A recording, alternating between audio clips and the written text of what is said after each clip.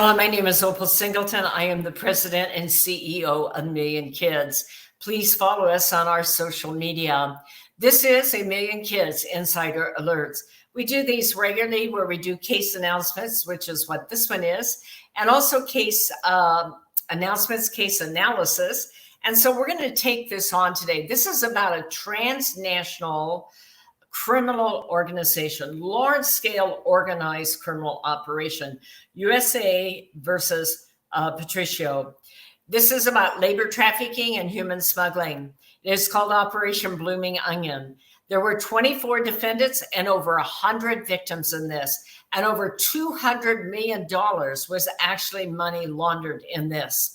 This is about illegal aliens that were trafficking foreign visa workers to Georgia farms and then later to other states. The head of the organization is a matriarch named Leticia Patricio. She's 70 years old. Now, you may be surprised by that, but in the work that I have done over the years, I have found that many of these large-scale foreign national rings are led by women. I know of 4 or 5 of them that were just massive, and that is the case here.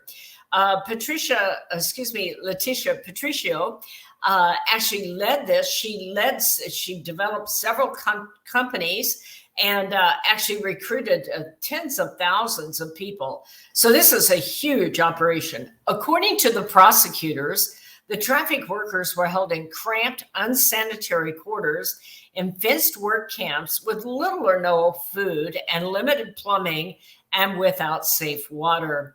At least 2 of these workers died because of the workplace condition.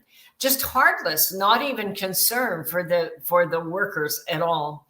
Victims were forced to dig onions with their bare hands, and they were paid only 20 cents a piece for each bucket that they harvested. The gang would threaten them with guns and violence and promise to kill the victims and families back home if they failed to cooperate. A couple of things to learn from that. Number 1, men get trafficked too.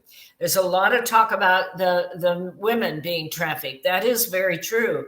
But in these kinds of cases, men get trafficked too. The other thing that I would share with you, in almost all of these foreign national cases, the victim is more fearful about what's going to happen to their family back home than they are for their own well-being. Because many people, in order to come up to the U.S., they borrow money on the family's property, or they borrow money from organized crime.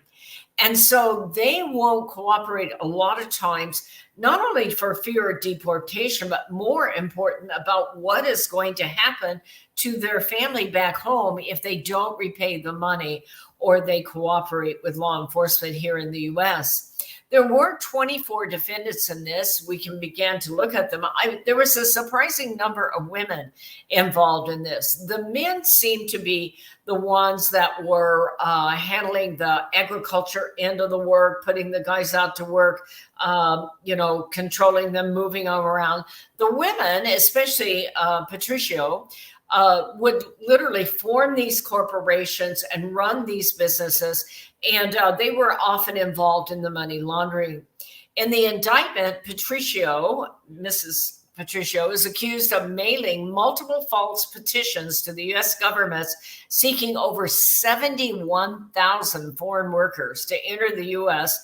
to work for the various employers, of which she owned many of the companies. Patricio is a U.S. citizen, and she served as a registered agent for 10 individual agriculture companies. Patricio faces charges of forced labor, which might result in life in prison. Most likely, possibly could. She is 70 years old. But when you see what is happening to these people, they're not just digging onions and not being paid. One victim was allegedly repeatedly kidnapped and raped by one gang member over a period of 13 months. This individual tried to kill that victim. Prosecutors said this gang member was aided and abetted by the owner of Kingsbury Farm in Waycross, Georgia. Again, I want to say this is alleged because this is an indictment at this point. Labor trafficking takes place because of force, fraud, fear, or coercion, like other kinds of trafficking. They operated across Georgia, Florida, Texas, but also out of Mexico, Honduras, and Guatemala. The alleged conspirators are accused of raping, kidnapping, or threatening to attempt to kill some of the workers or their families. In many cases, the workers were sold or traded to other conspirators. Sold or traded. Will we ever get past that stage? It's amazing that this is happening in today's environment on U.S. soil. At least 2 of the workers died as a result of workplace conditions. According to the indictment, 5 of the 24 are in the country without documentation. According to the U.S. Attorney for the Southern District of Georgia, that is David Estes, he made a speech, he made the announcement, a press release, and he is saying that much of the proceeds that was harvested through all of this illegal and exploitative activity was laundered through the Hard Rock Tampa casino. It was all about exploitation for money and money laundering. They apparently and allegedly laundered more than $200 million from their operations. I want you to see what is happening here.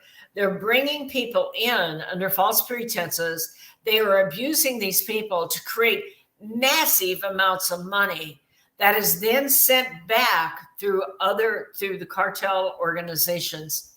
They laundered the money through cash purchases of property and businesses.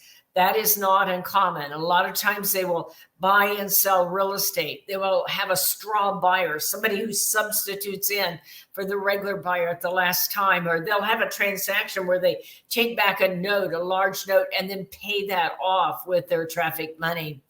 And much of this money was laundered through the Hard Rock Casino in Tampa. The coordinated arrest happened after the culmination of a 6-year investigation with FBI, Homeland Security, U.S. Department of Labor, and other agencies. I want to say how proud I am. 6 years, that's a lot of turnover of personnel, and those are tough assignments. You're having to go into foreign countries and do undercover work, and then multiple states here. And again, much of this was laundered through the casinos, and they will pay a price for that. I will share with you that I know many of the casinos here in Southern California. They are excellent people who have strong security and don't want to participate in any of this kind of thing. And they will do what it takes to watch, to stand against, especially using their facility for any kind of trafficking or money laundering. Foreign national individuals are extremely vulnerable to being trafficked. I want you to get this message. I know many of the people that came up here without documentation. I'm not crazy about the idea of entering a country without documentation. The problem with it is you can't tell which ones are the victims and which ones are the perpetrator, and they all look alike. And some of those people, once they get to our country, they are not free to go. They are being trafficked right here on our soil. So just because they got here does not mean they're safe.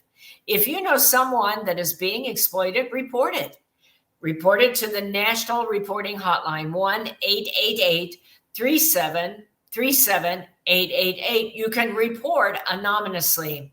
This is a Million Kids Insider Alert. I hope you'll share it with everyone you know.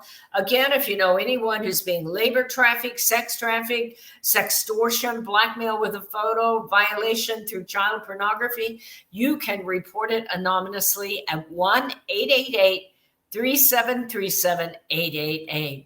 This has been a Million Kids Insider Alert. I want to thank you for supporting our organization with your prayers and also financially for us. We so much appreciate it. You know, without you and your work and your support, we would not be able to do this work. If you want to donate, please go to millionkids.org, hit that donate button.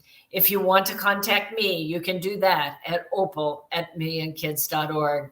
Well, this has been a Million Kids Insider Alert. I'll see you next time on Million Kids Insider Alerts.